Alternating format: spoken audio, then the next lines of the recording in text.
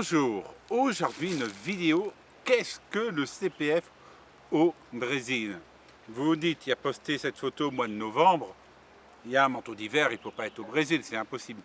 Et si, avec la Niña, le temps va changer. Regardez cette vidéo qui vous explique qu'est-ce que la Niña et pourquoi la Niña engendre une baisse de la température, notamment dans les États du Nord et dans les États du Sud-Est. Actuellement, il fait 16 degrés. C'est quoi le CPF?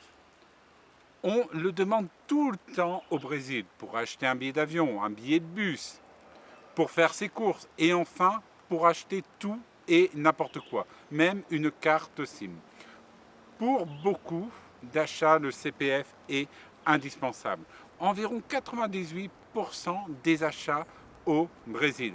Attention, il ne faut pas confondre le CPF français qui est le compte personnel d'information. Ce n'est pas le Big Data brésilien. Vous pouvez lire Big Brothers et comparer le CPF. Vous allez voir que le CPF au Brésil, c'est 1984. Quand vous partez voyager au Brésil, vos amis, des connaissances vous disent faites un CPF, ça va être plus pratique pour vous. C'est vrai.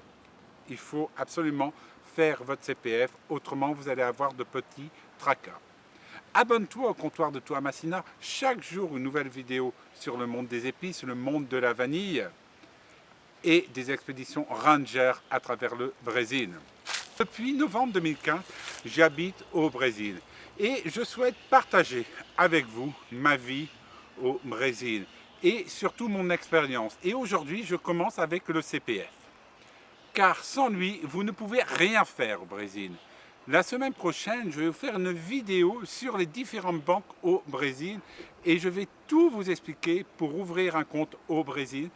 C'est-à-dire, au Brésil, vous avez des banques publiques, Caixa et Banco do Brasil. Banco do Brasil, elle a une autre banque.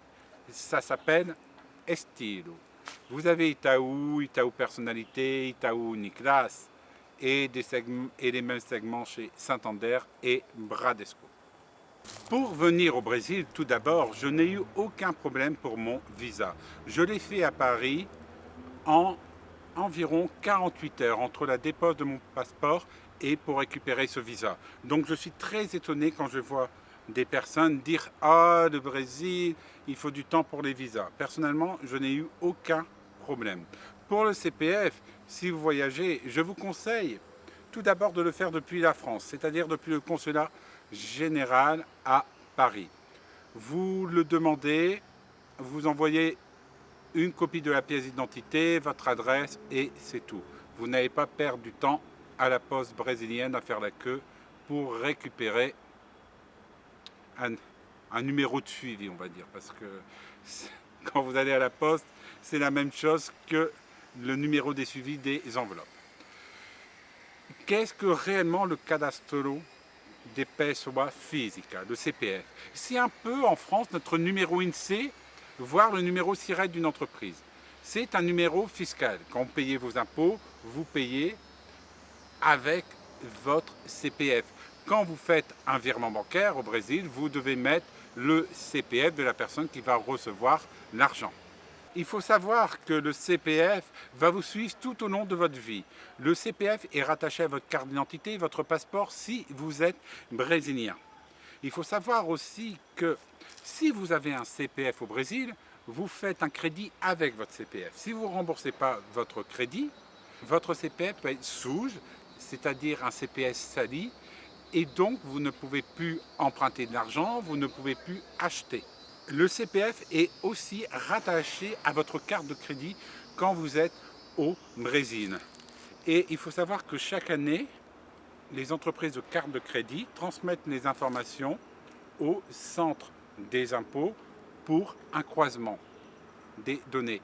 Ça, je vous ferai une vidéo comment déclarer ses impôts au Brésil et surtout chaque année, il faut télécharger le nouveau système de déclaration d'impôts. Oui, c'est un peu compliqué par rapport à la France. Pour avoir un CPF, rien de plus simple. Il faut aller à la poste, demander un CPF.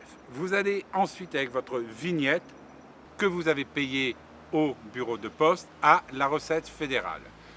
Attention, je vous conseille de prendre rendez-vous à la recette fédérale 48 heures avant au moins. Pourquoi? Tout simplement, si vous allez personnellement à la recette fédérale à 10 heures, vous allez passer à 16 heures. Voire, on va vous dire de repasser le lendemain pour récupérer un ticket. Car au Brésil, il faut récupérer un ticket avant de rencontrer un agent. Donc, si vous prenez votre ticket sur Internet, vous pouvez choisir votre heure.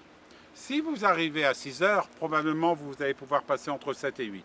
Mais si vous arrivez à 9 heures, vous allez passer à 16 heures.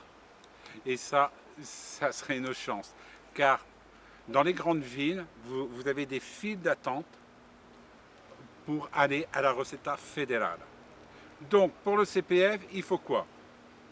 Une pièce d'identité et votre vignette si vous êtes au Brésil. Si vous êtes en France, vous envoyez la somme demandée par le consulat, plus votre passeport, et vous aurez votre CPF dans les 48 heures. Et avec votre CPF, maintenant, vous pouvez tout faire, et notamment acheter des billets de bus au Brésil sur Internet. Sauf que sur Internet, vous pouvez aussi avoir un deuxième problème au Brésil. C'est que quand vous payez au Brésil, votre carte bancaire est reliée à votre CPF. Donc, les entreprises, les commerçants, les banques vont croiser les données pour savoir si le nom que vous avez indiqué est bien le nom qui est marqué sur la carte et bien le nom du CPF. Allez, à bientôt.